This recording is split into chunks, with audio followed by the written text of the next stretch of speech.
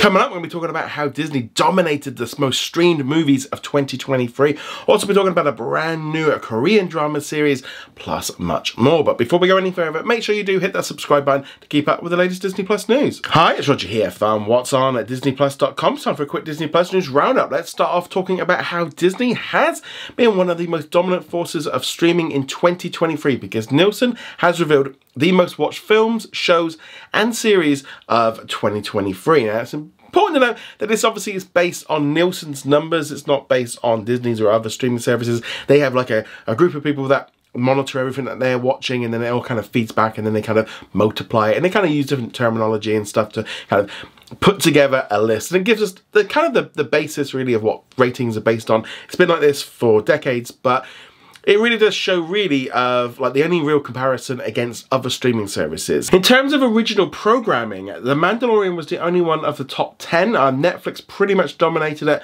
other than Ted Lasso being the most watched original of 2023. Which is surprising, since that's the only thing from Apple TV, but a lot of people have been watching it.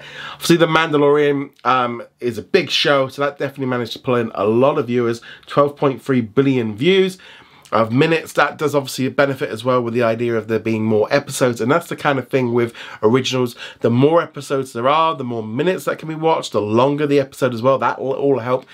Because if you've got a Disney Plus series which is only like 6 episodes at like half an hour each, which probably most of them are, it's going to take much more views in order to kind of reach this, compared to a series which has been running for seasons and seasons and seasons, which some of the Netflix ones have. But yeah, so overall on the originals chart, not a huge surprise to see Netflix dominate. But also when we look at the acquired charts, we can see why. Because Disney Plus had the second most watched show of the year, which was Bluey, pulling in 43.9 billion minutes viewed. Obviously as well with Bluey, kids are just watching that on repeat over and over and over again. That was behind Suits at 57.7 billion views. Also good to note that Grey's Anatomy from ABC was the 4th most watched show. Also Heartland was in at number 9, and that's also available on Hulu. Thing is with Grey's Anatomy, you can see now why Disney wanted to get hold of access to the streaming seasons for 1 through 19 in previous seasons to be able to put on Hulu, and on Hulu on Disney Plus in March. That's why they kind of traded like 15 plus shows to get access to it, because it is one of the most watched shows. They're still making it, they want to get advantage of it, so that's why they did that deal to get access to that show. But yeah, Grey's Anatomy showing. It is important to note that with Nielsen charts, this obviously is just based on streaming, so anything that's released on linear, the numbers won't necessarily translate, and so therefore it kind of gives Netflix a little bit of a heads up, because most of the other streaming platforms are releasing their shows on other platforms like linear channels, etc. So just be aware of it. But it's in the movies category where Disney really dominates, with 6 out of the top 10 films of 23 being available on Disney Plus, with Moana at the top at 11.6 billion. You then had Encanto. Elemental was a big hit as well, which is great to see. A lot of people watching that on Disney Plus, really showing with Elemental how there is a lot of use for putting these films onto Disney Plus and how valuable they are. Yeah, so Elemental was a big hit. You also had Frozen, was still really popular. Black Panther, Wakanda Forever. You also had Avatar: The Way of Water, but it's important to note that that was also available on Max in the US. So whether or not those minutes would have translated over to Disney Plus as well, I suspect probably most of them would have. But yeah, so really showing that movies dominate the top 10 films of 2023. Also really important to note as well that all of those films all had theatrical releases, showing that movies that get released in cinemas and then go to streaming generally seem to get much higher views in the long run. Also just kids watching animated films on repeat seems to be something that just continues to pull in audiences. You can see why on Disney Plus, there's kids just watching those films back to back to back, multiple times over and over again. And this is why Disney really is kind of pushing forward on the idea of doing stuff with Moana. You know, they're making a new series, they're making a live action version. Personally, I'd dump all that and just do a sequel, because I think that's what people really would like to see more than this other stuff. But yeah, Moana, Encanto, Frozen, just massively popular stuff. But it's also great to see how Elemental was extremely popular, because you gotta remember that only came on Disney Plus late in 2023. Those minutes would have been much higher had it been like in January or something. But it really does show that, you know, how Disney is dominating the movie side with their animated films. They are juggernauts when it comes to streaming, which shows the pure power So Netflix is getting the series, but Disney Plus is dominating the movie side of things. But yeah, let us know what you think. Did you watch any of these? I'd love to hear your thoughts on all this in the comments below. We've seen Disney also kind of doing more unscripted reality TV series stuff. There's been loads of shows that they've been made in the last few years, including like the Kardashians. You've also had the D'Amelio show. And this week we've got a new WWE reality TV series coming. But recently, Rob Mills, who is the EVP of Unscripted and Alternative Entertainment at Walt Disney Television, was speaking at a real screen event in New Orleans where he went on to say, "We have a show that we're working on right now that we're really excited about, which is about a group of Mormon wives who are also swingers." Now this is very, very, very different, and he even joked about the fact that with Hulu they can kind of do stuff that they just wouldn't be able to get away with on ABC. Really kind of... I do kind of look at this and think, like, this is like just being edgy for the sake of it, and like, is this really helping with the whole thing going on with Disney and stuff? Or just, yeah, I don't know. Whether or not this series will be a success, I mean, it's going to be a reality series, documentary stuff. I mean, they make lots of this kind of things. It's cheap to make, gets headlines.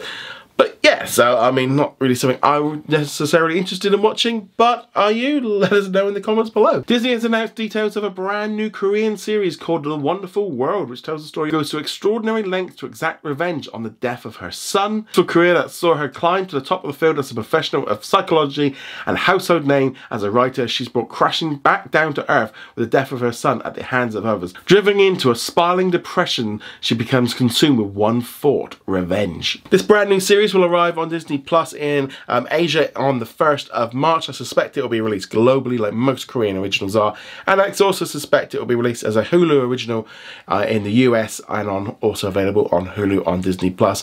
Disney are really leaning in on doing more Korean originals. They're really pulling in a lot of views. Yeah, so this one's going to be the next one. But let us know. Excited about The Wonderful World? Let us know in the comments below. And our comment of the day, which comes from Epic Gamer, who says, "Hi Roger, do you think we'll start hearing more about Hulu on Disney Plus beta and the full launch in February, maybe during the investors call in February, or do you think we'll have to wait until March?" In some ways, I would love them to kind of really come out and kind of start giving us a look at what's going to be happening with Hulu on Disney Plus, give us a look at what it looks like, what it's going to be, how it's going to work. I'm surprised we didn't see some of this at CES last month, but the fact that they launched Hulu on Disney Plus in the US with no press, no announcements, just put it out there, really does indicate to me that they might just go the opposite way of just drop it or open it up and then start the advertising campaign there. It's almost that kind of weird thing of like they've done it slowly, drip fed it in, so they can't get people's reaction to it. I suspect once it fully launches, then we're going to have a brand new advertising campaign, and also more importantly, like the advertising might change. Maybe they start saying next day on Hulu and Hulu on Disney Plus, or whichever way they're going to start doing it. I think that would make a lot of sense to start like just creeping it in. So at the end of Grey's Anatomy and you know, Abbott Elementary and things like that, if they just say available now on Hulu and Hulu on Disney Plus, you know, that kind of thing will really start having an impact, just being coming in constantly, getting the idea, especially in the US, that Hulu and Disney Plus are kind of together and you can access this stuff. I think it's just going to be that drip feed effect of just getting people more and more used to it. That's definitely going to be a key thing. I think as well, when it integrates more with the front page, when you log in and you start seeing all those shows and stuff, and you really start seeing the combination of everything together. But yeah, I'm hoping we find out more. I mean, obviously we have got an investors call at the beginning of February on the 7th. Usually that's when we find out information, and that kind of, especially on the business side of things, that would be when I would expect that we do get a little bit of an update on it. Maybe a launch date, but at the same time, that Hulu on Disney Plus launch, they really didn't say anything. Maybe now with Comcast out the way, they might be more inclined to do so. But yeah, I mean, as of yet, they've not done any promotion for it. They don't mention it on any of their press releases or anything like that. It still very much feels like in beta mode, which is really strange considering how many millions of people have access to it. And they still kind of, yeah, it's weird. But maybe the beta mode is just allowing them a little bit more scope. And maybe, you know, there's a difference of maybe it's ready for the 1st of March, or maybe it's going to be ready for the 30th of March. We'll give them, you know, how far along are we, you know, because I'm hoping that we get an update on how Disney Plus looks. Internationally as well, maybe some changes as well, so it kind of looks into it.